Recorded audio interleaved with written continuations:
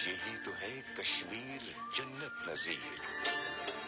और हम है कश्मीर की आवाज। सुनो FM कश्मीर नेटवर्क।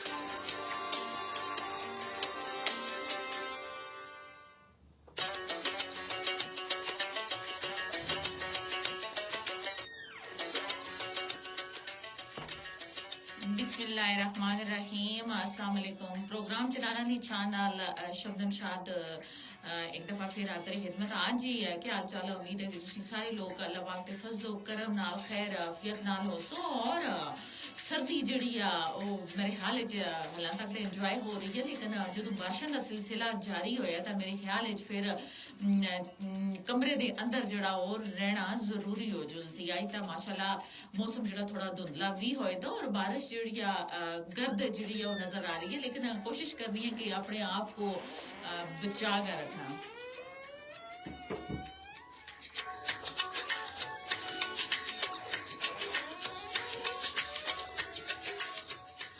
हाँ जी, और सुनाओ के क्या हाल चाल,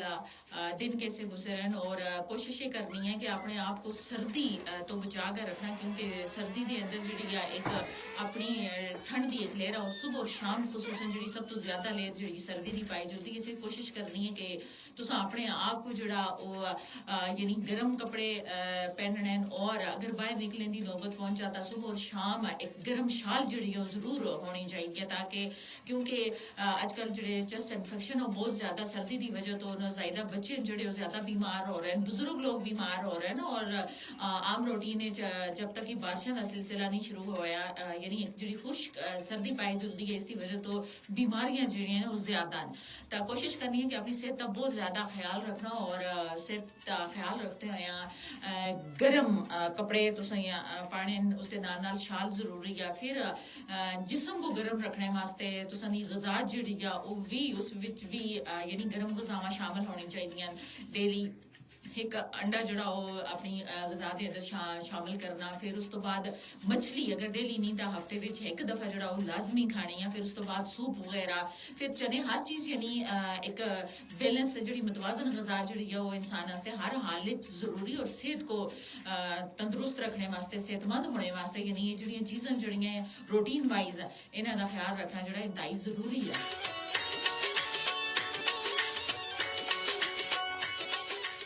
क्योंकि सेहत के नाल नाल जिहड़ी चीज़ जरूरी आ ओह एह है कि जदों तुसां दी सेहत ठीक होसी तो तुसां को ऑलरेडी जिस्म दे अंदर खुद ही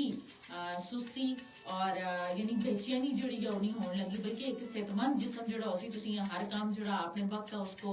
करने दी कुव्वत मुदाफ़त तुसें छोड़ना होसी, और उसको बर वक्त तुसीं अंजाम दे सकते हो।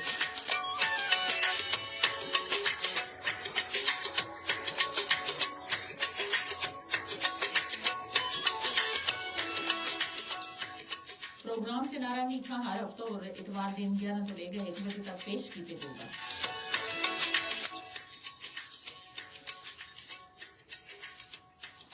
और इस प्रोग्राम के अंदर असां दी कोशिश होती है कि असी ऐसे मौजू कहन के आवा जिहड़े रोजमर्रा असी लाइफ विच असां को मसाइल पेश आते हैं, गुजर रहे होने हैं इन्हां चीज़ां तो, और अपनी लोकल जबान का ज्यादा फोकस करते हैं असी।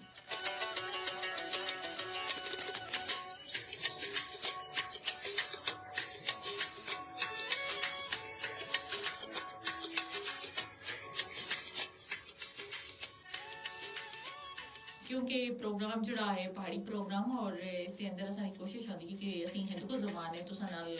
अच्छी तरह खुलकर गपशप कर सकां।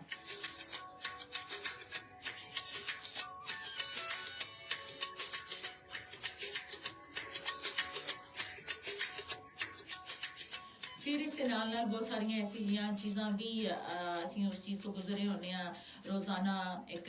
जड़े एक रूटीन वाइज असां जड़े काम काज हैं सुबह दोपहर और शाम दे खुसूसन कोशिश करनी है कि वो सारे काम जड़े हैं वो मगरिब तो पहले निपटा कर, ताकि सर्दी तो भी बचा जा सका और आराम सुकून नाल खाना खा कर फिर अपने बच्चों को भी जड़ा टाइम देना वो जरूरी है। और कोशिश करनी है कि बच्चों का भी बहुत ज्यादा ख्याल रखा चलो, और उन्होंने नौजायदा बच्चों को खुसूसन गर्म कपड़े और उन्होंने गर्म जड़ा कमरा वो इंतहाई जरूरी है, ताकि बच्चे जड़े उन्होंने चेस्ट इन्फेक्शन जड़े नमूनिया जैसी बीमारियां तो बच सकें।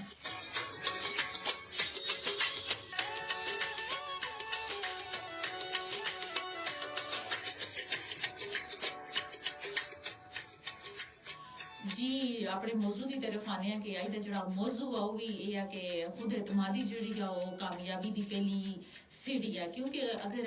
इंसान दे अंदर उसको इलम भी है, उसको शऊर भी है, लेकिन वो अपने आप का एतमाद नहीं कर सकता, उसको अपने आप का यकीन नहीं होता कि आया मैं ये काम चाहे आसान है या मुश्किल है कर सकता या नहीं कर सकता। लेकिन खुद एतमादी जड़ा एक कामयाबी दी एक जड़ा बहुत बड़ा जीना है, इसको समझा जा सकता है कि जिस इंसान के अंदर खुद एतमादी नहीं, वो अपना छोटे तो छोटा काम भी जड़ा है उसको भी करते हैं बड़ी हिचकिचाहट महसूस करता। और बाद दफा ऐसा होता है कि इंसान खुद एतमादी के बायस बहुत सारे ऐसे काम हैं जड़े बहुत मुश्किल तरीन होने, लेकिन उन्होंने अपने एतमाद नाल खुद एतमादी नाल हौसला रखते हुए वो हर काम को जड़ा वो पूरा कर सकता।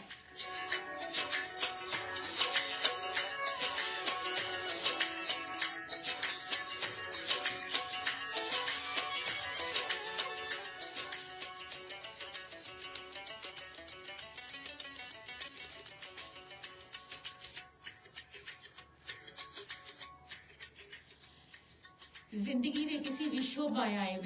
कोई भी काम सारे अंजाम दे रहे हो, उस वास्ते अगर जदोजहद कर रहे हो, कोशिश कर रहे हो, लेकिन अगर तुम अंदर खुद एतमादी नहीं, वो काम कदे भी अपनी मंजिल तक नहीं पहुंच सकता। उससे पिछा जड़ा अगर तुम उस वास्ते छोटी बहुत जदोजहद कर रहे हो, कोशिश कर रहे हो, लेकिन तुसां दी खुद एतमादी तुसां दे अंदर बहुत ज्यादा, तो यकीन करो कि वो काम तुम बआसानी जड़ा वो कर सकते हो।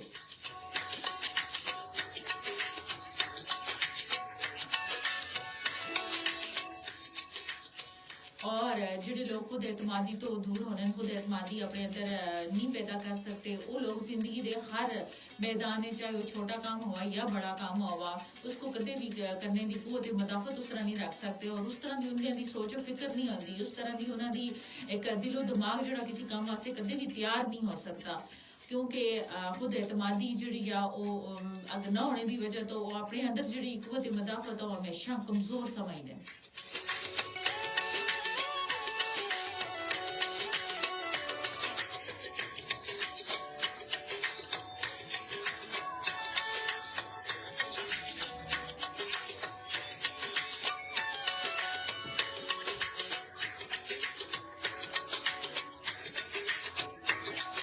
जी खुद एतमादी रिश्तियां विच ही नहीं बल्कि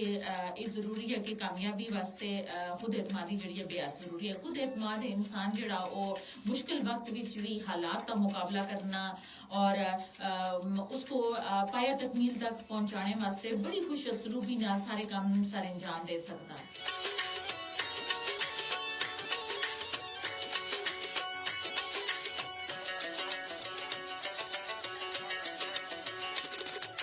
और आख्या चलता कि खुद एतमादी एक ऐसी दौलत है जी एक आम इंसान को भी एक खास इंसान जड़ा वो बढ़ा सकती है।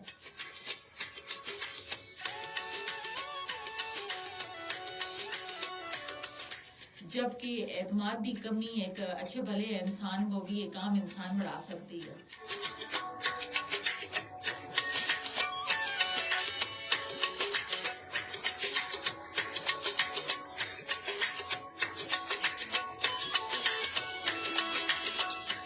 यानी ये एतमाद ही है कि जिसकी बदौलत इंसान सोना पहाड़ों को तस्वीर की तो और चंद तक वो पहुंच गया।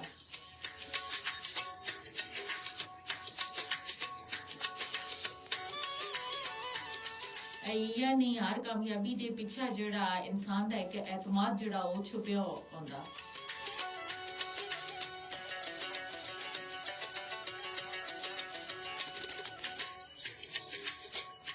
यानी फिर इसको यानी मुख्तलिफ किस्म के मराइल जड़े हैं वो तय करने का हौसला जड़ा खुद एतमादी ही बढ़ा रही होंदी है।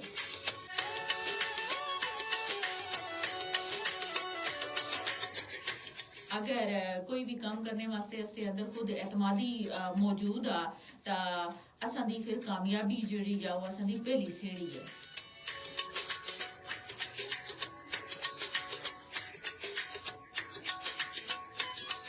लेकिन इतने एक सवाल ये पैदा होता कि जिन्होंने लोगों के अंदर यानी खुद एतमादी नहीं, वो अपने काम काज को किस तरह अंजाम दे रहे होने, इसका भी असी खुल गप कर सा।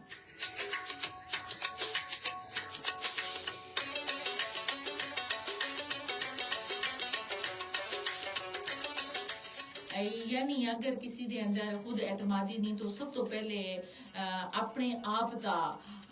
यानी बेजा एतबार करना शुरू करा, यानी अपने दिल और दिमाग को इस चीज वास्ते तैयार रखा कि मेरे वास्ते ये जड़ा काम आ चाहे छोटा या बड़ा ये कदे भी मुश्किल नहीं, बल्कि मैं इसको बड़े आसान तरीके नाल अंजाम दे सा। कोशिश करा कि वो अपने एतमाद नाल छोटे तो छोटे काम को भी बड़े आसान तरीके नाल अंजाम देवा।